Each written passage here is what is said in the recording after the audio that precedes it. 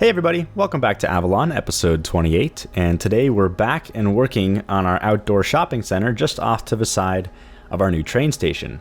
So I've really been looking forward to showing you guys this episode. Like this is like some of my favorite stuff I've done in Avalon so far, and I'd say even more so in the next episode as well. And it was really hard to record cinematics for the last episode of like the unfinished area. That's probably been one of the most challenging parts of this new format of videos, of like doing multi-part videos where I don't finish an area in an episode because I have to just like record cinematics of unfinished stuff. Meanwhile, I already have much better looking stuff, you know, from the next episode.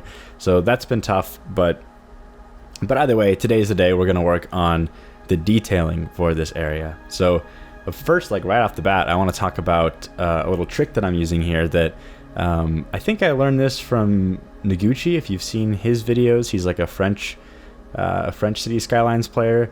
I'm sure other people have done this as well, but he's the one that I think I actually saw doing it first, that I kind of tried it myself. But what you can do is you can use the cinematic camera extended mod to turn your FOV like way down, and that allows you to zoom in like way further than you normally can. So if you're working on something like I was, where I was putting all those fences down, you can turn your FOV way down, and then you can zoom in and get like a much better angle on whatever you're doing. So you'll see me use that quite a bit in this episode and the next episode as we detail this area, especially because there's lots of points where there's just like not a good vantage point and buildings are in the way and I need to get really, really up close. And so I use that trick quite often. I also just use PO there to fix that building, or at least move it out of the street. And man, that feels so good. Like I feel like so much of working on city skylines projects is like trying to find a building that will fit without overlapping with something else. And now that I can just use PO to fix stuff, it's like it just makes everything so much easier. So that's been very nice. You also just saw me like completely remove everything for a second there.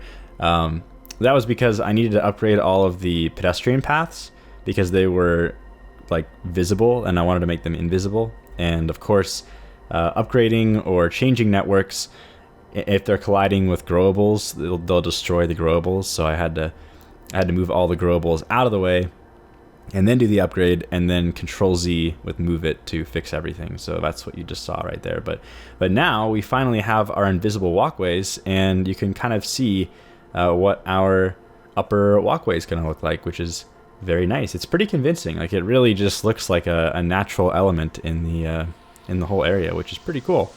You can also see that I'm definitely using the cinematic camera extended here to really zoom in and get a better angle on this stuff. Ooh, this is really cool actually. I found this pack recently on it's like graffiti, and man, it looks so good. Like I really, really like the look of this graffiti. So I'm going to use this in a bunch of different areas, I think. But in particular, just areas that feel like they need some extra detail, because they do take a bit of time to actually set up. You have to use move it to get them up to the wall, and then you have to use procedural objects to like stretch them and fit them to the wall. So it is a bit annoying, but it does look very good. So I'll definitely use that quite a bit. I also found a bunch of new assets from like Hong Kong. It's like a Hong Kong set, which is pretty cool. Some nice neon signs. Oh, and also I think I mentioned this like 3 episodes ago or something, but I've been looking for some holographic signage, and I think I specifically said that I love that like Atari logo from Blade Runner, like the giant Atari. It's like glowing the side of the building and like all those big holographic. And I was mentioning that I wanted to use some of those in Avalon, and I mean, I'm not gonna like take credit. I'm sure that this was just like a pure coincidence, but I was looking on the workshop and there's a whole bunch of holographic stuff now. So I just got a bunch of holographs, which is pretty sweet. I'm not going to use them in this episode because they're absolutely gigantic and they're not going to fit in this area, but we'll probably put those downtown somewhere. I want to have a couple cool holographs on the sides of buildings and whatnot. I think that kind of fits nicely with our theme, so I will do that. I also got a bunch of these little vending machines and some like a red box, I think, and a couple other things, and I think they really add a lot to the area when you start filling in all these little props. it is like a long process to get, all of these plopped, but I think as you slowly start building and building on all the props you already have, it starts to really, really like compound and create a nice effect that is pretty realistic. So we'll be doing that quite a bit this episode. I'm also creating these little planters. You saw me plop that one there, that they need to be only props because trees can't be elevated. And so I have a small amount of like prop trees, but I would love if there were more prop trees on the workshop. So that would be pretty sweet. I think if somebody made like a planter pack or something that had like prop trees and things like that in it for elevated areas, that would be pretty sweet. We also have some animated stuff now. So we've got that animated, the Cosmopolitan sign. I think I also have a couple other, I think I have a like Chinese propaganda one that's like a big red scrolling text or something. I don't even know what that's from. That might have been a part of the Hong Kong pack. I'm not really sure. But yeah, the animated stuff is really cool. I also got a couple animated billboards, which are pretty awesome. I think I'll put those down a bit later on. Of course, they have to be kind of like, not really low res, but definitely compressed and low frame rate. It's just kind of the nature of it, I guess, because they're, it's probably pretty expensive to actually render these things.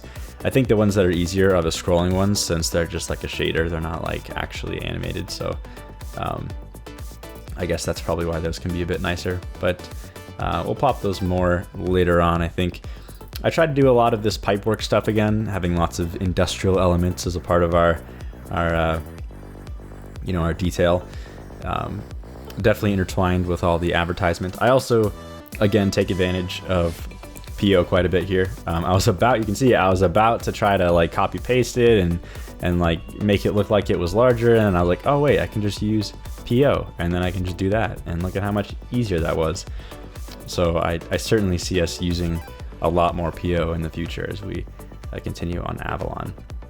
I've been doing this lately as well, where I use these giant AC units as like a way to like make it seem like those pipes are supposed to be going into the building and not just into the side of a window or something. So that's been another common theme. I think I did that a couple episodes ago as well.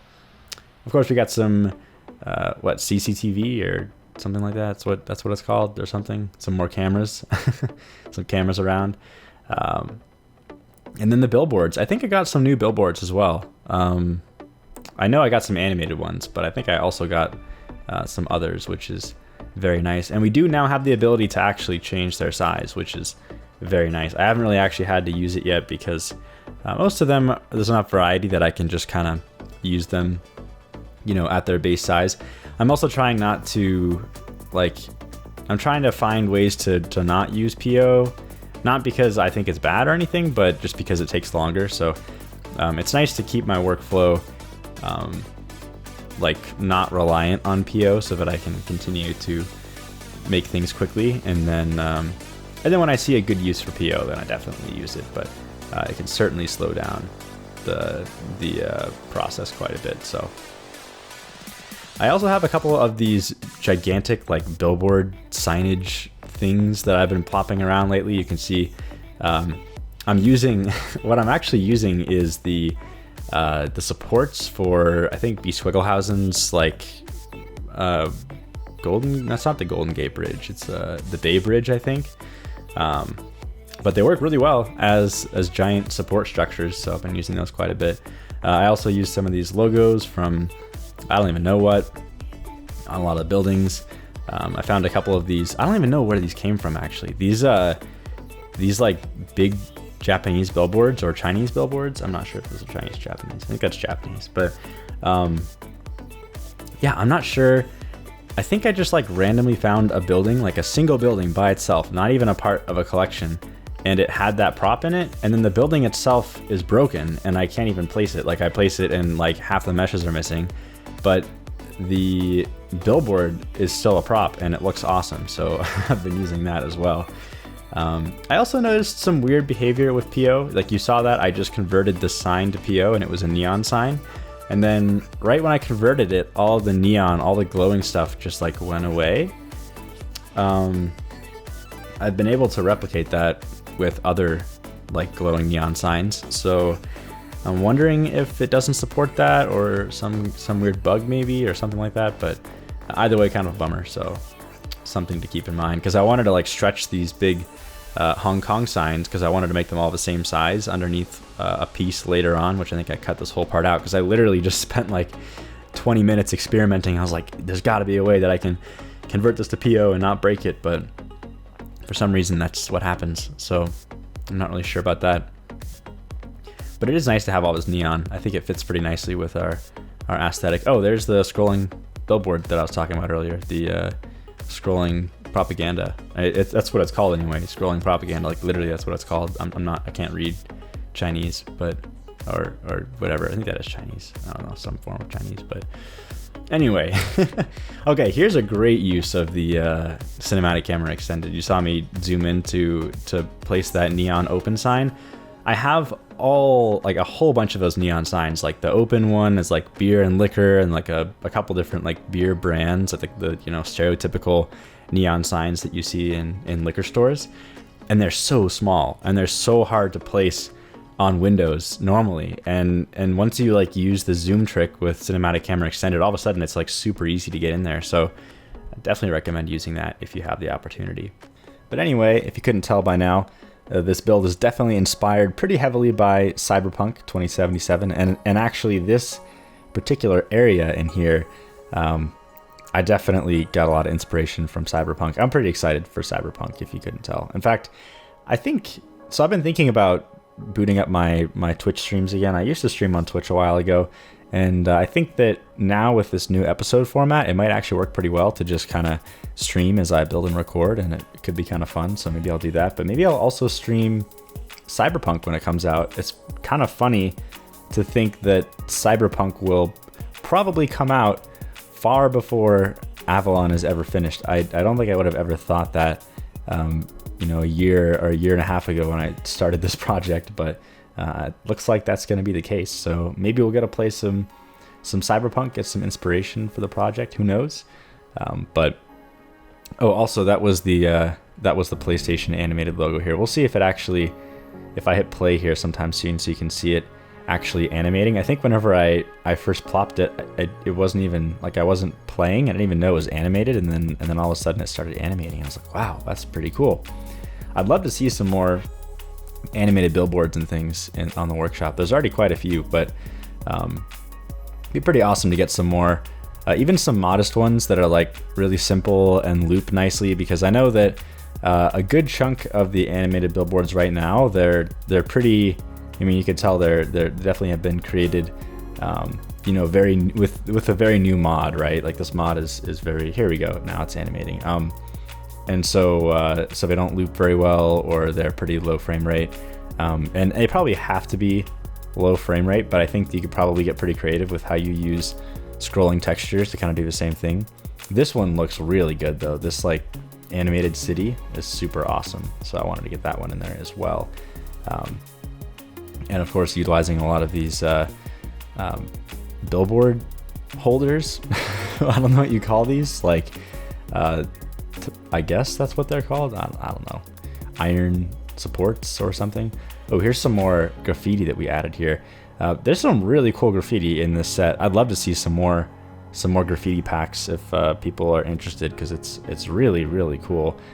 If you're curious, or if you want to get it for yourself, I think it's probably one of the top things in my collection at the moment, since I added it pretty recently. But it looks very, very good. And when you combine it with PO like I'm doing here, it's like, I mean, you could do some really cool stuff. You can really create some like dense things of graffiti, and I think it really adds a lot of personality to certain areas. Like I just felt like this area in particular, I really wanted to focus on this little, overhang. I wanted to have like an outdoor kind of eating area with like some little kiosks and some shops and stuff like that.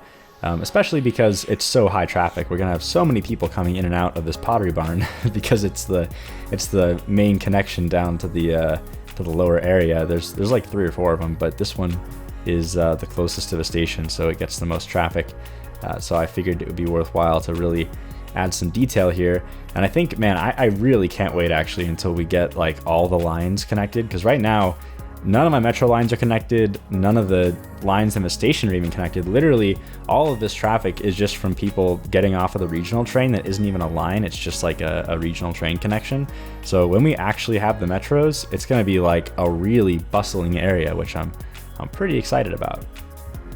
I'm also using these concrete dividers, and they're called concrete joints. Actually, that always throws me off. I always search for concrete divider, and it's called joint. But I use these quite a bit on the flat concrete texture, and it really adds a lot more than you might imagine. Like you can already tell the difference between the upper level and the lower level in like level of detail. Like the ground just looks so much better, even if it does take a bit of time to actually plop them down. So those are kind of nice, and they're nice as well because some concrete textures, they just come with the joints, and that's fine. Like I think the version I used to use, the one that Strict Toaster's Cedar Valley theme I think used to use, which are like they already have some concrete joints built into them, and it's fine. But the thing is, they're all facing the same way, right? So I think they're just going like north to south or something. So you don't really have a lot of control over how they flow with the actual, environment you're working in. So it's kind of nice to be able to actually like get in there and define where all the concrete joints are, and it really makes it feel more believable. So I definitely like adding those as well. But as we get to the end of this episode, like I said, we're only really tackling the upper area today. It was already quite a bit of work. I cut out quite a bit of the footage, and hopefully the cinematics, I can show you some of the areas that didn't get shown off in the episode. But then next time we'll come back and we'll work on the lower area, and more specifically, we'll work on the other side of this whole plaza that we didn't really touch as much, the big like arcing upper area, because that one still needs to connect back out of this plaza and towards the residential zones, and we need to kind of figure out how to make a bridge over there and how to make this all feel seamless, and of course also how to detail the undersides of this whole thing. So that'll all come next episode. But in the meantime, I hope you enjoyed this one, and as always, thanks for watching, and I'll see you next time.